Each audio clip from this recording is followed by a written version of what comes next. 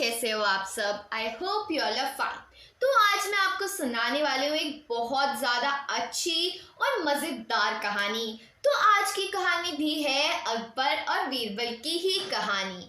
तो आज की कहानी है अकबर बीरबल के सवाल जवाब। तो दोस्तों, कहानी को सुनने से पहले वीडियो को लाइक कर दो और चैनल को सब्सक्राइब करना बिल्कुल मत भूलिएगा, जिससे आपको रोज मेरी कहानियाँ मिलती रहें। तो बहुत समय पहले भारत के महान मुगल सम्राट हुआ करते थे, जिन्हें बादशाह अकबर के नाम से जाना जाता था। अकबर के शासन में नवरत्न थे, जिनमें से चतुर बीरबल भी शामिल थे। बादशाह अकबर बीरबल से पहली बार जंगल में मिले थे, जब वह रास्ता भटक गए थे।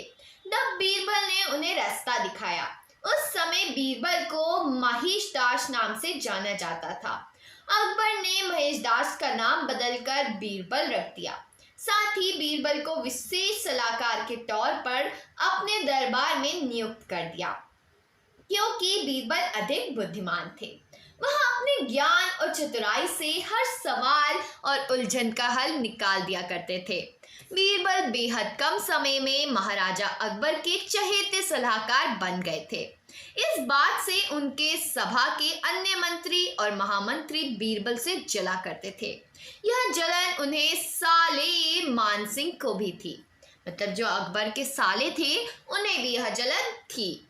इसलिए एक दिन मानसिंह ने बीरबल की परीक्षा लेनी चाहिए। उन्होंने बीरबल से 3 सवाल पूछने चाहे। महाराज अकबर ने भी बीरबल की परीक्षा लेने की अनुमति दे दी।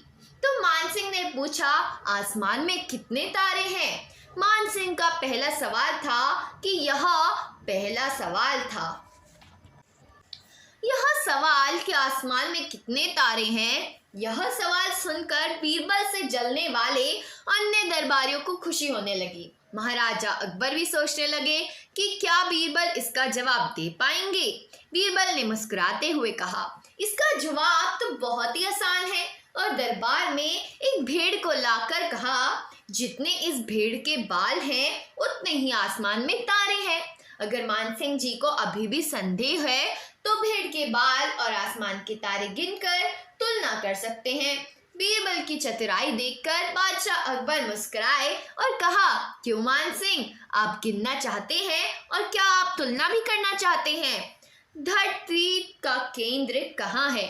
मानसिंह का अगला जवाब सुनकर बीरबल ने तुरंत जवाब दिया। ये उसका सवाल था। तो बीरबल कहा, जहाँ आप खड़े हैं वही धरती का केंद्र है। महाराजा अकबर और अन्य दरबारी बीरबल के जवाब को समझ नहीं पा रहे थे। फिर जहाँ मानसिंह खड़े थे, वहाँ बीरबल ने एक रेखा खींचकर लोहे की छड़ी गाड़ दी और कहा, यही धरती का केंद्र है।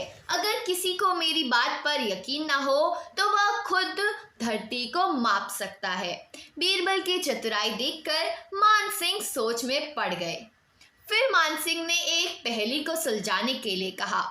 मानसिंह का तीसरा सवाल था, एक परख है सुंदर मूरत, जो देखे वो उसी की सूरत। फिक्र पहेली पाई ना, बोझन लगा आई ना। बीरबल पहेली को दोहराते हुए इसके बारे में गौर से सोचने लगे। काफी सोचने के बाद बीरबल कहते हैं, यह तो बहुत ही आसान पहेली है मानसिंह जी। इसका उत्तर तो पहेली में ही है। इसका उत्तर आईना है, जिसमें आईने के सामने खड़ा इंसान एक सुंदर मूरत है। आईने में उसे अपनी सूरत दिखाई देती है।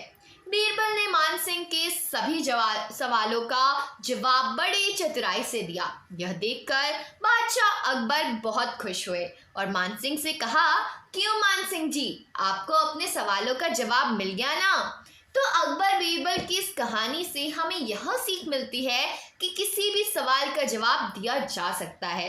बस अपने दिमाग पर भरोसा होना चाहिए और संयम से काम लेना चाहिए। तो दोस्तों, आज की कहानी तो यही थी। अगर पसंद आई हो तो वीडियो को लाइक करना बिल्कुल मत भूलिएगा और चैनल को सब्सक्राइब कीजिएगा और कमेंट में बताना आपको कहानी कैसी लगी। अभी के लिए बाय बाय, मिलते हैं अगली वीडियो में।